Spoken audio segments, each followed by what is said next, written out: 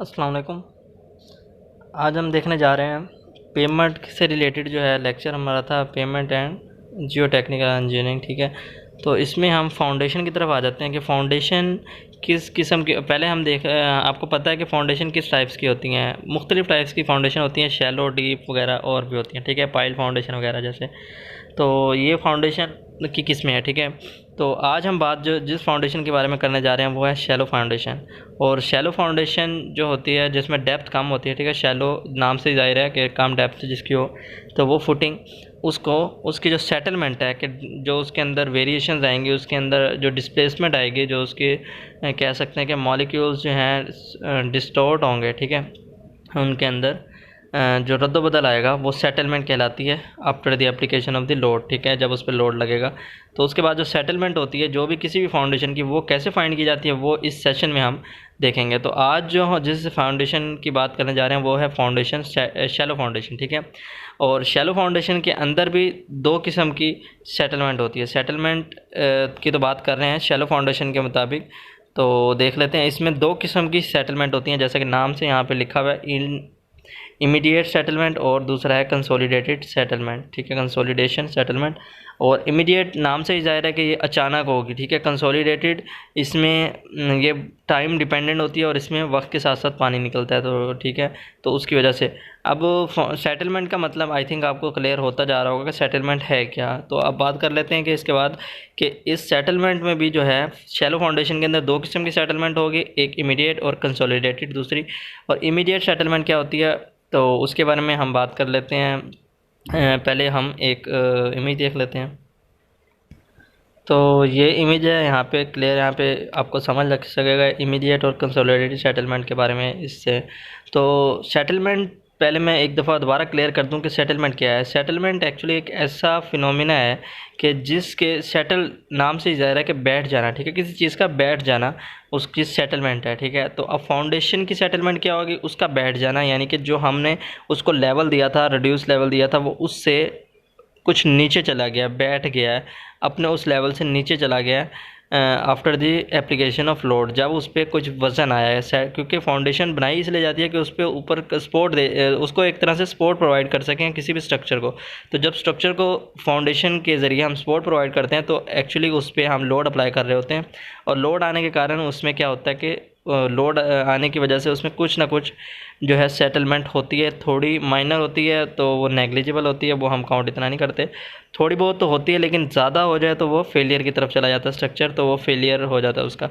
तो सेटलमेंट पहले से हम चेक कर लेते हैं कि इस फुटिंग के लिए क्या जो हम स्ट्रक्चर बनाने जा रहे हैं उसकी इतनी इतनी डायमेंशन की अगर हम फुटिंग रख रहे हैं और उस जगह पे इतनी इस कंडीशन की सॉइल है, तो सारी कंडीशन को मद्देनज़र रखते हुए हम सेटलमेंट काउंट करते हैं कि इस तरह की फुटिंग के लिए सेटलमेंट हम चेक करते हैं कि प्री डिटर्मिन करते हैं, पहले से ही चेक कर लेते हैं कि ये जो फुटिंग हम डिज़ाइन करने जा रहे हैं आया कि उसकी settlement with in a limit है या फिर उस लिमिट से बाहर है। अगर लिमिट से बाहर है तो वो फेलियर की तरफ लेके जाएगा। तो इसकी वजह से हम पहले से ही अपना स्ट्रक्चर सेफ़ बनाने के लिए यूज़ करते हैं ये कैलकुलेशंस करके। ठीक है, तो उससे फिर हम अगर हमारा फेलियर होने जा रहा है तो फिर हम उसकी लेंथ वगैरह बढ़ा लेते हैं और मेजरमेंट्स पैरामीटर्स थोड़े बहुत बढ़ा बढ़ो के हम ऐड करके दोबारा से चेक करते हैं। फिर वो विद इन अ लिमिट आ जाती है तो ओके करते हैं, अगर नहीं आती तो फिर और बढ़ाते हैं मज़ीद।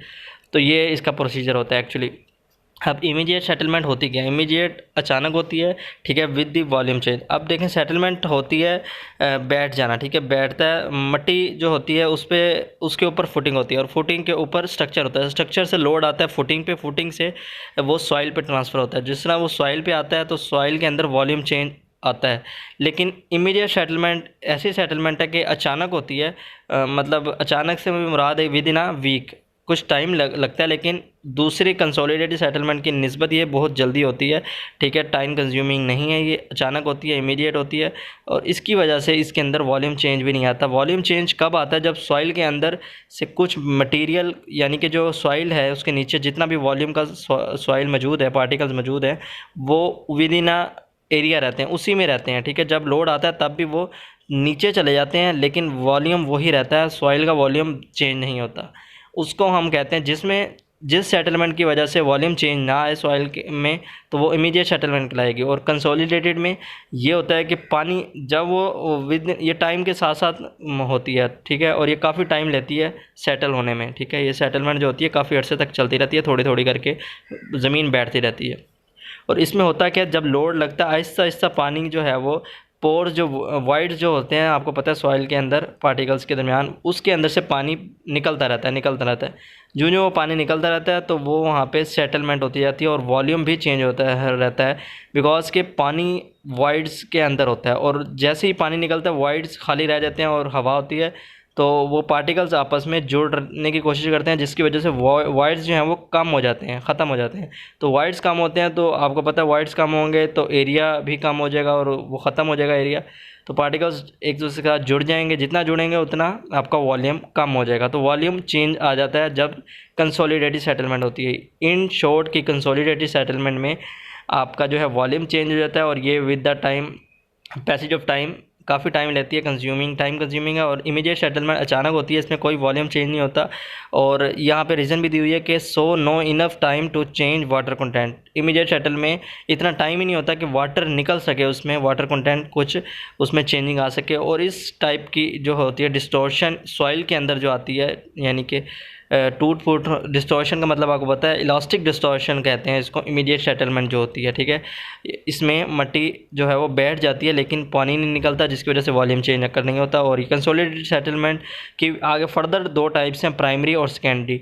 प्राइमरी क्या है, ये पहले होती है, और सेकेंडरी इस प्राइमरी के बाद सेटलमेंट होती है, ठीक है। कंसोलिडेटेड में दो टाइप्स हैं आगे, इन दोनों में चेंजिंग वॉल्यूम की आती ही आती है, ठीक है, दोनों में, क्योंकि ये कंसोलिडेटेड सेटलमेंट की टाइप है तो इसमें वॉल्यूम चेंज आएगा ही आएगा लोड आने के कारण।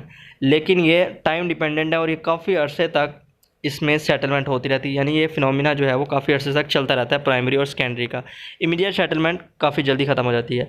और वॉल्यूम डिक्रीज़ होता है, इसमें आप यहाँ पे लिखा हुआ है कि ये सैचुरेटेड कोहेसिव सॉइल जो होती है उनमें ज़्यादातर अक्कर होती है, और इसमें वॉल्यूम जो है वो डिक्रीज़ हो जाता है। जाहिर सी बात है वॉल्यूम डिक्रीज़ होगा, कंसोलिडेटेड सेटलमेंट की ये टाइप है।